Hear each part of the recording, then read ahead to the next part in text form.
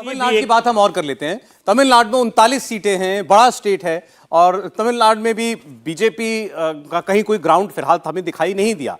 और बीजेपी कोशिश वहां बहुत कर रही है। बीजेपी को जो वहां पर राज्य के अध्यक्ष मिले वो बड़े मेहनती भी हैं, वो भी यात्रा भी निकालने वाले हैं, तो बीजेपी को लगता है करिश्मा हो जाए, कोई एक आध सीट वहां पर वो निकाल करके दे दें। वोट शेयर क्या कहता है हमारे सर्वे का तमिलनाडु को लेकर के? डीएमके अभी भी वहां पर डोमिनेंट पार्टी है, सबसे बड़ी पार्टी डीएमके हमें आज के सर्वे में भी, इस लोकसभा चुनाव को लेकर हुए सर्वे में भी दिखाई दे रही है। 30% डीएमके को मिल सकता है, 23% एआईएडीएमके को वोट जा सकता है, कांग्रेस पार्टी को 11%, बीजेपी को सिर्फ 4% वोट मिलता हुआ दिखाई दे रहा है, और 32% वोट अन्य दलों को जाता हुआ हमें दिखाई देता है। इसको सीटों में देख लेते हैं। इन 39 सीटें जो हैं ये किसके खाते में कितनी जा सकती हैं?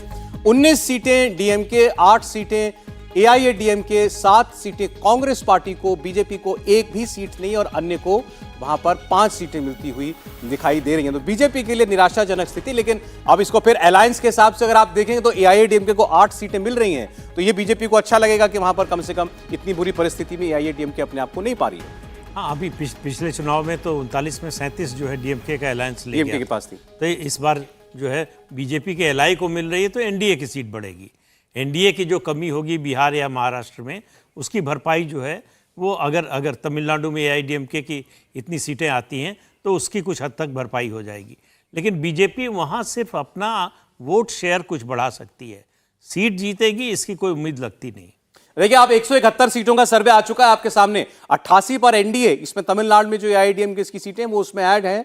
48 पर इंडिया अलायंस, और 35 सीटों अन्य के खाते में जाती हुई हमको दिखाई दे रही हैं। राशिद किदवई साहब, दक्षिण में भारतीय जनता पार्टी कोई ऐसा करिश्मा और चमत्कार करती हुई नहीं दिखाई दे रही, लेकिन हाँ, तेलंगाना में 2 सीट का इजाफा, तमिलनाडु में एआईएडीएमके के जरिए एनडीए में बढ़ोतरी, और आंध्र प्रदेश के अंदर भी जगनमोहन रेड्डी हो चाहे टीडीपी हो, किसी को भी सीट मिले, बीजेपी के सामने चुनाव करना है बस उनको कि मेरा साथी कौन होगा।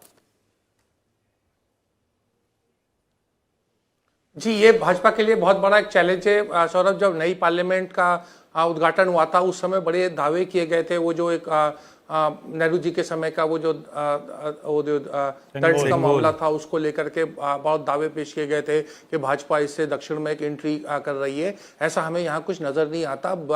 देखिए, वहाँ पर कांग्रेस और एआईएडीएमके का, कांग्रेस और डीएमके का एक परफेक्ट अलायंस है, उसको अलग दिखाना या वोट परसेंटेज अलग दिखाना मेरे ख्याल से वो इतना सही नहीं है। तो वो एक अलायंस की स्थिति में लड़ेंगे तो उसकी एक राजनीतिक स्थिति होगी। एआईएडीएमके जो है हो सकता है चुनाव के बाद में वो भाजपा को विधिवत तौर से समर्थन दे या उनके साथ अलायंस करे। आंध्र में भी यही स्थिति है। देखिए, जगनमोहन रेड्डी जो है वो चलती हवा के साथ चलते हैं। अगर भाजपा की 250 या उससे ज़्यादा सीटें आएंगी, सरकार बनाने में भाजपा या नरेंद्र मोदी जी अगर बना सकेंगे तो जगनमोहन सबसे पहले जो है वो समर्थन दे देंगे। जिस तरह के नवीन पटनायक भी इस तरह की बातें करते हैं उड़ीसा में, लेकिन इनकी अपना जनाधार है। ये पहले हवा का रुख भांपेंगे, किस तरफ हवा चल रही है, जो हवा जिस तरफ चल रही होगी उस तरफ ही अपना सहयोग करेंगे।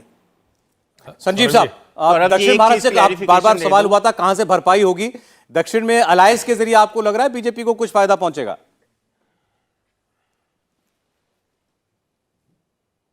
मुझे नहीं लग रहा।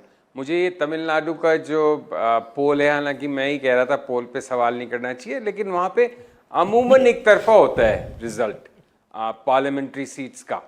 तो जिधर कांग्रेस होती है, जिसका कांग्रेस के साथ या बीजेपी का जिसके साथ अलायंस होता है, जिन दिनों एनडीए की गवर्नमेंट थी तो बीजेपी के साथ डीएमके का अलायंस काफ़ी इफेक्टिव था, और इस समय कांग्रेस डीएमके अलायंस को शायद ज़्यादा सीटें मिलनी चाहिए। तो एआईएडीएमके कितनी रेलेवेंट होगी ग्राउंड पे ये कह पाना बहुत मुश्किल है। मैं अपने आप को इतना एक्सपर्ट भी नहीं क्लेम कर सकता। और जहाँ तक आप आंध्र की बात कर रहे थे, टीडीपी, देखिए चंद्रबाबू नायडू को तो मैं बहुत बड़ा रीज़न मानता हूँ। अटल बिहारी वाजपेयी की सरकार जो 2004 में रिपीट नहीं हुई, जो प्रीपोन हुआ इलेक्शन, हम लोग वहाँ पे थे कई जर्नलिस्ट। उस समय नेशनल एग्जीक्यूटिव हुई थी हैदराबाद में 2004 में बीजेपी की, जिसमें एक तरह से चंद्रबाबू नायडू का, क्योंकि असेंबली इलेक्शन जल्दी आ रहा था, तो उन्होंने प्रिवेल अपॉन किया अरुण जेटली एंड कंपनी पे कि आप नेशनल इलेक्शन को भी प्रीपोन कर दो। तो प्रमोद महाजन और अरुण जेटली उनकी उस लॉजिक में आ गए कि चलो हाँ ठीक है।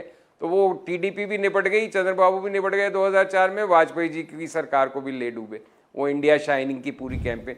तो टीडीपी तो क्या इस समय अपना बहुत ही डेस्परेट कार्ड खेल रही है, जैसे कुछ मेरे साथी भी बोले। उनकी डू और डाई फाइट फॉर सर्वाइवल की लड़ाई है, और ये टीडीपी वाले भी और खासकर जगन रेड्डी तो बिल्कुल, वो तो जिस तरफ हवा चलेगी, जैसे अभी बोल रहे थे मुझसे पहले के वक्ता, वो तो देखिए ये टीआरएस, टीडीपी, बीजू जनता दल, ये सब बर्ड्स ऑफ फेयर वेदर है।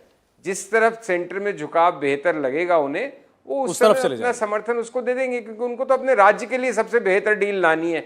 उनकी कोई ऐसी अपनी स्टेट में उनकी पोजीशन पुख्ता रहे और केंद्र से बेटर मदद मिले राज्य को, वही उनकी पॉलिटिक्स है। कोई बहुत आइडियोलॉजिकल कमिटमेंट या किसी से नाराजगी या समर्थन ऐसा कुछ नहीं है, वो बिल्कुल कन्वीनियंस के।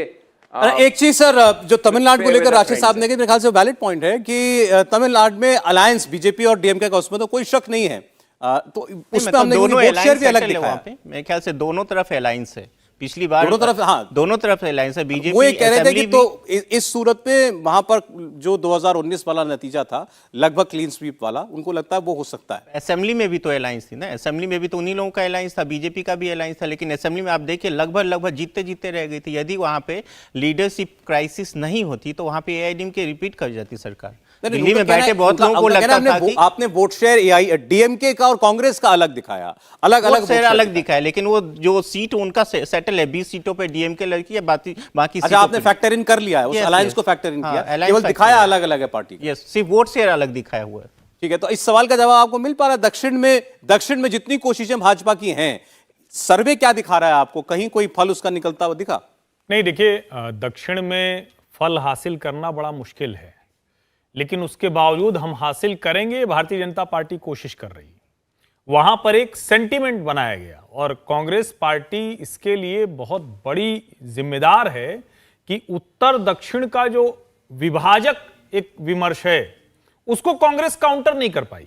कितने दुर्भाग्य की बात है कि आज दक्षिण भारत के राज्यों में हम ये बात कर रहे हैं कि राष्ट्रीय पार्टियां हैं या नहीं है।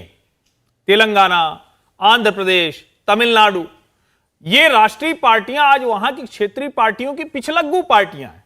भारतीय जनता पार्टी उस पिछलग्गू से आगे बढ़ने की कोशिश कर रही। निश्चित तौर पर जो वहां नैरेटिव होता है, जो द्रविडियन पॉलिटिक्स, नॉन द्रविडियन है, लेकिन भारतीय जनता पार्टी ने जो सिंगोल के जरिए राजनीति की है, और जो मैं कह रहा हूं कि डीएमके के एमके स्टालिन जो इतने ताकतवर नेता हैं, वो भी टिप्पणी क्यों नहीं कर पाए? क्योंकि वो कोई मठ, कोई ब्राह्मण या कोई सवर्ण जाति का नहीं था, वो पिछड़ी जाति के मठ है जो तमिलनाडु की राजनीति में बहुत महत्वपूर्ण होते हैं। निश्चित तौर पर उसका परिणाम तुरंत नहीं मिलने वाला है, लेकिन के अन्नामलाई और सेंगोल ये तमिलनाडु की राजनीति में भारतीय जनता पार्टी का प्रवेश द्वार। चलिए, इस चुनाव में तो कम से कम वैसा कोई असर दिखाई नहीं दिया। अभी तक हमने अपने सर्वे में मणिपुर की बात की, असम, राजस्थान की बात की, छत्तीसगढ़, मध्य प्रदेश के साथ साथ दक्षिण भारत के 3 राज्यों का ओपिनियन पोल आपने देखा। इंडिया टीवी हर वक्त हर जगह डाउनलोड करने के लिए सर्च करें India TV news Google play store या ऐप स्टोर पर।